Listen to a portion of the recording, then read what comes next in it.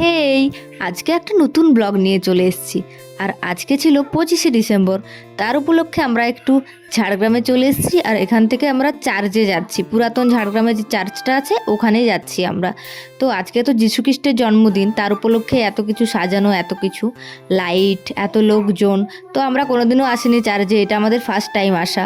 তো ওটাই হচ্ছে আমরা দেখতে এসেছি যে কীরকম কী হয়।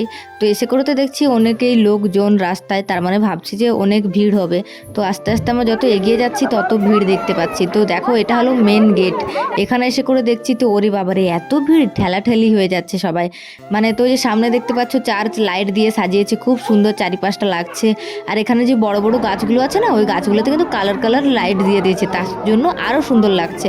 আর এই দেখো যীশু খ্রিস্ট তার বাবা মার সাথে দাঁড়িয়ে আছে, তাদের মূর্তিগুলো বানানো কি সুন্দর। আর এটা হলো চার্চের ভেতরটাতে। তো আমরা এখন চার্চের ভেতরের ওই পাশটাতে যাব।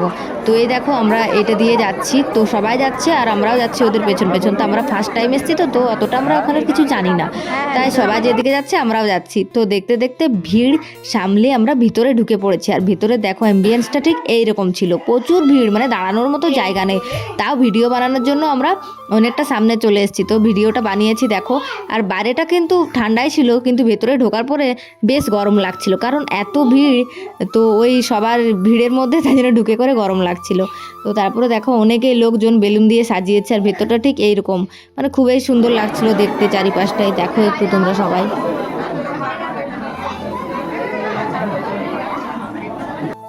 আর এই যে আমাকে একটু দেখিয়ে দিলাম। আর আজকে সীমা কিন্তু আসেনি চার্চে, কারণ ও বাড়িতেই আছে। আজকে আমি এসেছি, পিঙ্কি এসেছি, আর টনি এসছে, আমরা তিনজনে এসেছি। আর বাইরের দিকটা দেখো কি সুন্দর টুনি বাল্ব দিয়ে সাজিয়েছে। এখানে সবাই মিলে প্রে করছে, মোমবাতি জ্বালাচ্ছে। তো আমরা তো এই নিয়মটা জানতাম না যে এখানে মোমবাতি জ্বালিয়ে সবাই প্রে করে।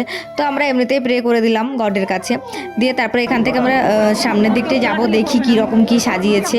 তো চারিপাশটায় খুবই লোকজন, দোকান বসেছে। এই দেখো যত রাত হচ্ছে তত ভিড় বাড়ছে কিন্তু। তো আমরা এখন বেরিয়ে যাচ্ছি, আর এখন বাজে 7টা মতো। তো এই দেখো সবাই ফটো তুলছে, তো আমরাও এখানে ফটো তুলছিলাম। আর দেখো চারিপাশে শুধু ফোন আর ফোন, সবাই ভিডিও করছে, ফটো তুলছে। আর লাইটে লাইট দারুণ দেখাচ্ছিল।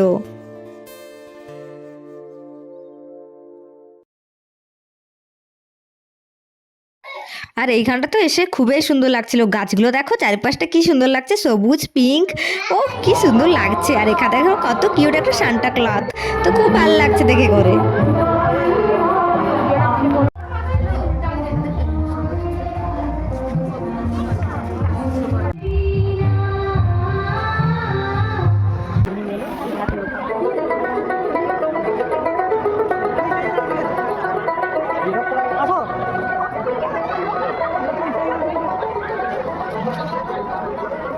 দাঁড়া, এখানে প্রোগ্রাম ভিডিও